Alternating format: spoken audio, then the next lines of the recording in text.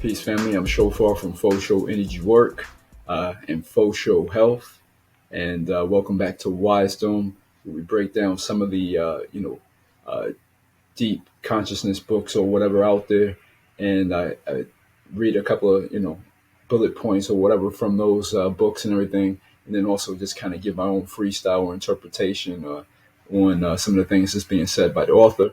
Again, we're going through uh, the seven spiritual laws of success, chapter 2. And so this one is on the law of giving. And I'll be doing the first two chapters. If you haven't checked out the first chapter, that is the law of pure potentiality. Check that out. This one again will be about the law of giving, and then the other five laws will be on my Patreon or coaching channels and everything. So hopefully you get what you need out of these two, and if you want to go deeper into that, then just hit me up or whatever, and I'm going to continue the series on my other channel. So, all right, with that being said, let's get into it. The law of giving. The universe operates through a dynamic exchange. Giving and receiving are different aspects of the flow of energy in the universe. Giving and receiving are different aspects of the flow of energy in the universe. So, one thing I say on that, name of my channel is Faux Show Health. It's also, my other business is Faux Show Energy Work, and so for show or faux show or for shoe, depending on the pronunciation though, but it means Buddha hands. And so, literally, your own enlightenment is in your hands. Your own health, your own healing, the ability to heal. Uh, Notice how the word health has heal in it. It's all in your own hands. And so, and that's a dynamic flow of giving and receiving that we can't get away from. This is the yin and yang process. Like right now, as we're breathing, we're giving, we're receiving. And when we stop doing that, that is the transition of life. And so that's how intimately we are connected to that. And it is a constant exchange.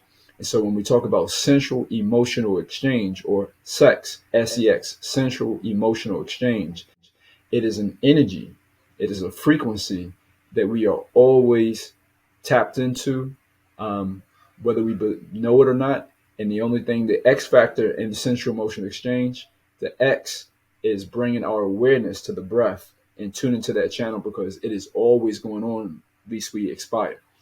The universe operates through dynamic exchange. Everything is in constant exchange with the body and the universe. Your mind is dynamically interacting with the mind of the cosmos. Your energy is an expression of cosmic energy. So again, he's Deepak Chopra, and by the way, that's the author of this book, Deepak Chopra. We can't get away from that exchange. We are always in the midst of it. So there's no way in order really to exist uh, outside of being one with source again. But if you are in the yin and yang, you know, part of creation, then we are always going to be doing a constant exchange of some sort. Whenever blood stops flowing, it begins to clot, to coagulate, to stagnate. That is why you must give and receive in order to keep wealth and influence or anything you want in life circulating in your life. The word affluence comes from the root word affleur, I guess, which means to flow.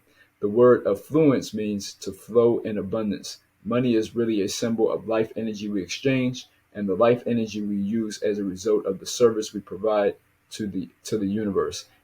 Another word for money is currency, which also reflects the flowing nature of energy. To run or to flow, currency.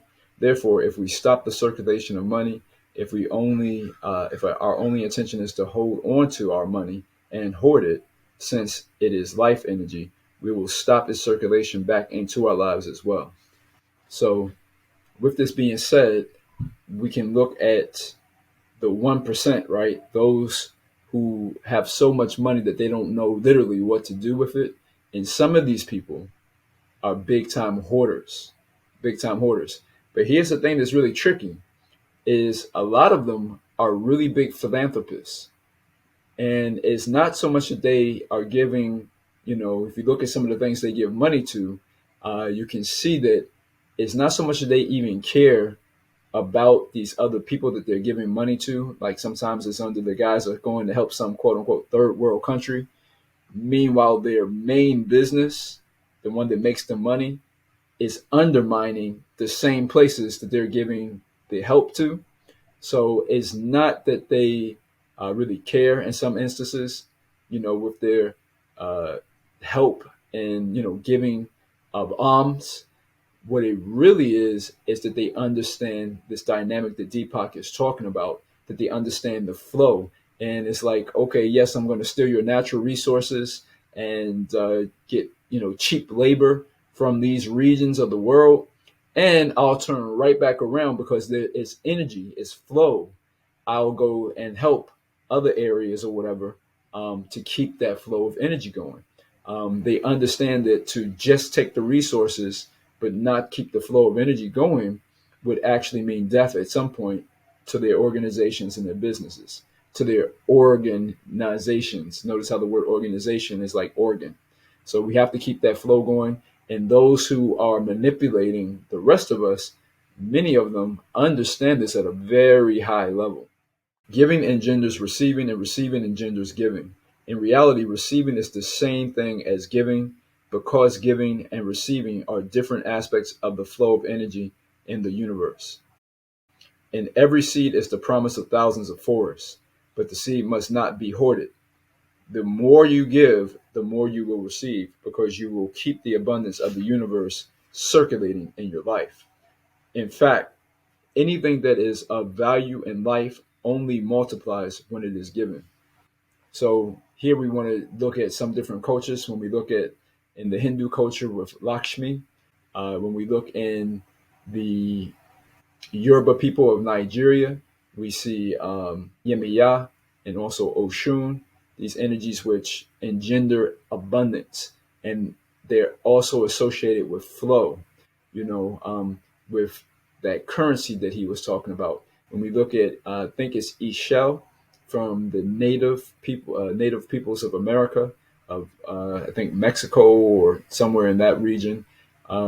That god also that is associated with maize or corn is still the idea here is abundance.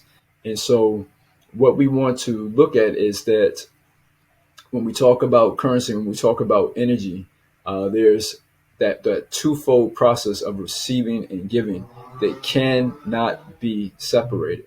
It's very important that we understand that the ancient Egyptians, the people of Kem or Kemet, they planted on the Nile based on the moon knee. The what? The moon knee, the moon and its phases.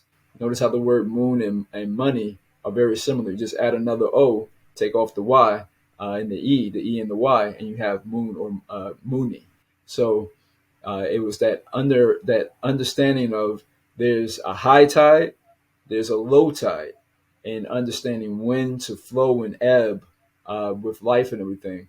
Again, those who manipulate, those who really understand this code at a high level, they are able to do some really powerful things with the energy that we call money.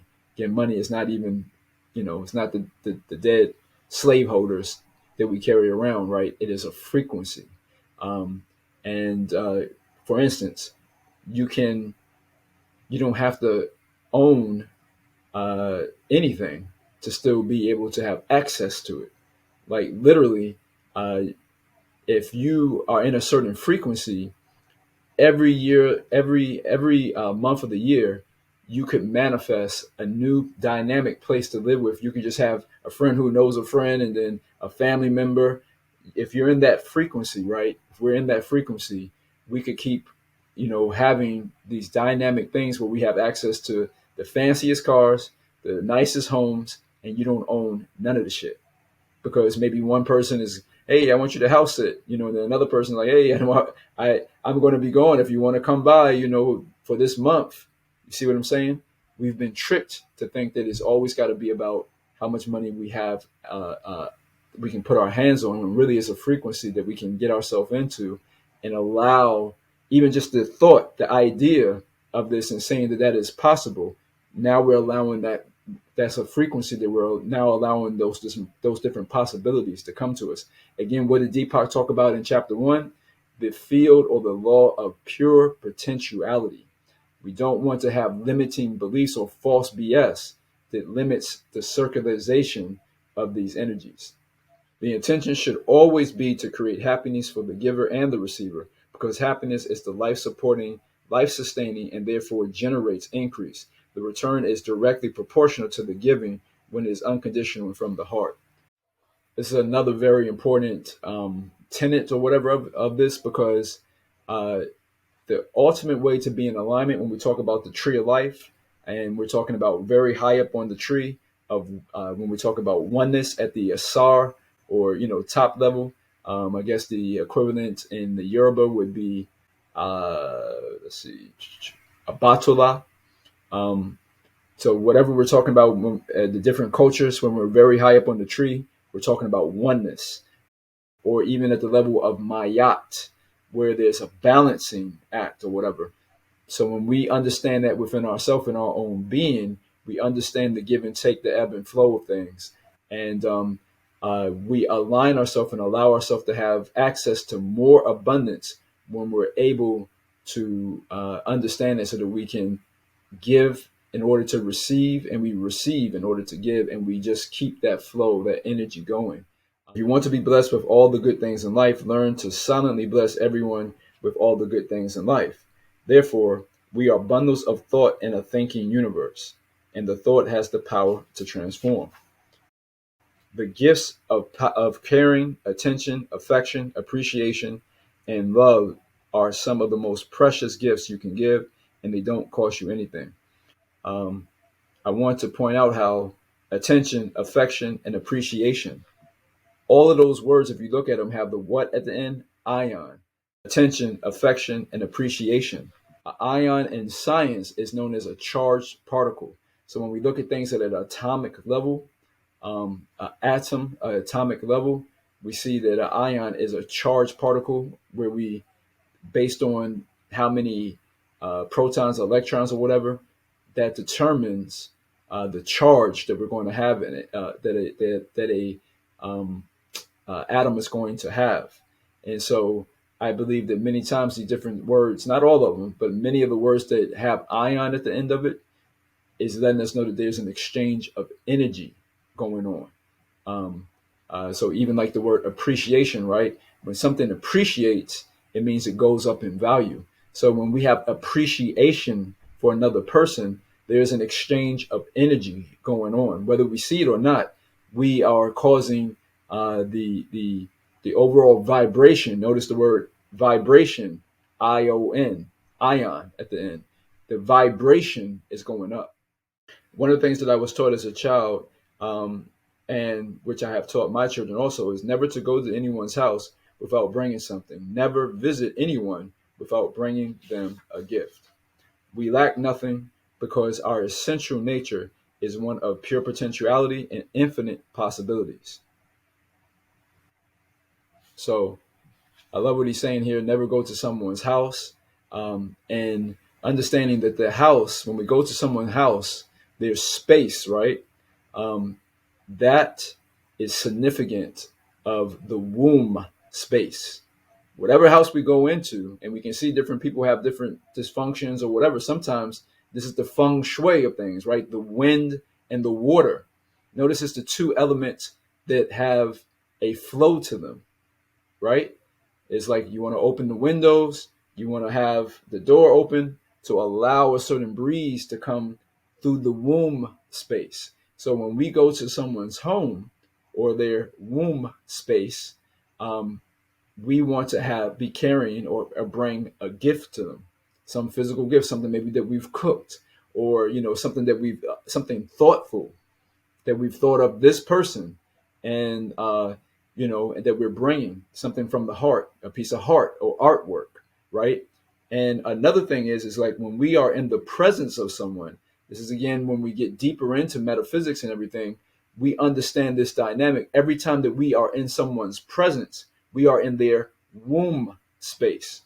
Bring a gift, the gift of your presence. Notice how the word presence and essence are very similar. So the field of pure potentiality is anytime someone and especially when we're talking about the flow and the exchange of masculine and feminine energies, when we're talking about sensual emotional exchange, especially you fellas, those of us, if we're talking about a heterosexual relationship, when you step to your lady or your ladies or whatever, when you're in the presence of the feminine, come bearing gifts to the queen, come bearing gifts to the feminine, you know, and even you practice that by being present with yourself, with your own feminine, with your own heart and your own emotionality. This is what allows you to be in a place of, like, when you go to someone's house, when you go to someone's home, notice how the word home has "om" in it. When you go into someone's place of peace or being or oneness, you come bearing gifts. And again, just step into, if you're at the cashier, and interacting with the cashier, or you're at the gas station, or wherever we're at, we're in that line at DMV. That's a fucking long line or whatever, carrying that vibration, that vibration ion, that exchange of energy, those charged particles, come bearing gifts. Again, what? It's called the present. So we have presence in the present, and that's how we give presents. Ashe, Aho, Amen. And so in wrapping up, looking back at this, applying the law of giving, this is some of the ways that we can apply the law of giving. Whenever I go, whoever I encounter, I will bring them a gift. Number 2, I gratefully receive all gifts that life has to offer to me. It's very important to be also understanding, to be in a place of receiving. Many of us, if we are really honest with ourselves, if we do a self-inventory, if we do our introspection, if we do introspection, we will see that we are not in a place of receiving because of contraction, because of a contraction of our energy. We are not allowing oneness and peace and love and pleasure to come into our lives. We are contracted. So those things, the beautiful things, abundance and things, cannot even find us if we were really to do that self-inventory and introspection. So doing the hard work, or hopefully joyful work too, of changing that dynamic so that we can be in a place of receiving the good things in life. Number 3, I will make a commitment to keep wealth circulating in my life by giving and receiving life's most precious gifts, the gifts of caring, affection, appreciation, and love. Each time I meet someone, I will silently wish them happiness, joy, and laughter.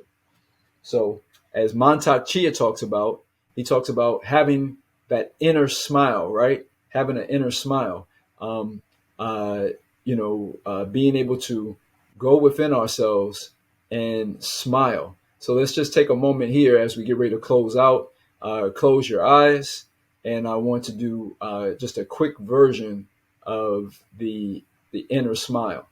So I'm closing our eyes, and let's do 3 deep breaths, breathing in. And on the out breath, just imagine from your heart area, your chest and breast area, that your chest and your heart and your breast are smiling. And out breath. Breathe in. Imagine that you're receiving someone else's smile, or that this universe, or the earth itself, or Mother Heart, as I like to say, she's smiling back at us. And out.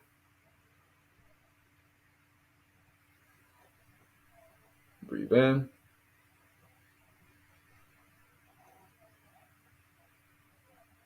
And out.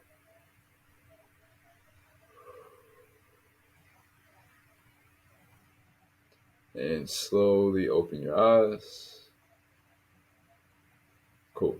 And so the inner smile, carrying that vibration, making sure your eyes, even if you just look at someone, your eyes smile. There's a smiling energy that you are receiving, that you are giving, and therefore you're putting yourself into frequency to be able to receive that smiling, that laughter, that loving energy from the universe. Aho.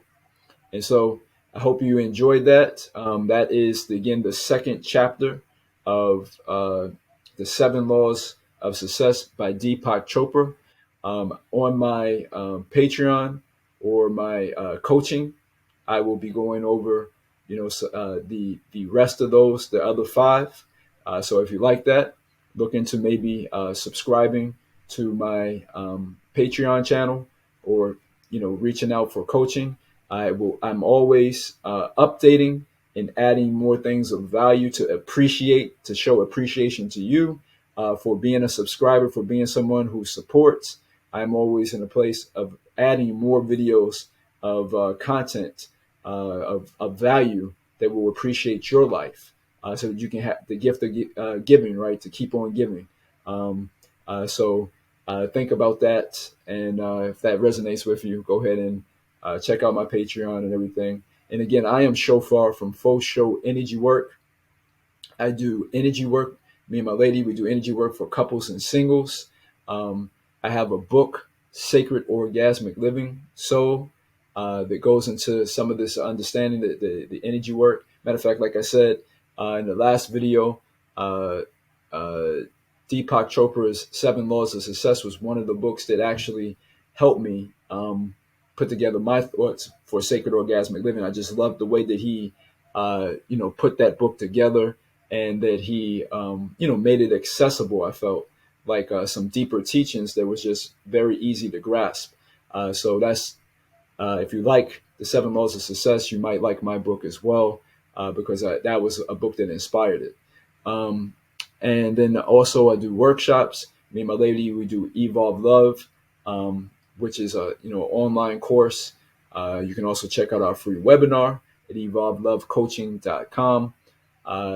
Also have Hip Hop Kundalini and many other just offerings and things out there to support you in your journey, and everything. And I already mentioned my Patreon, so check that out.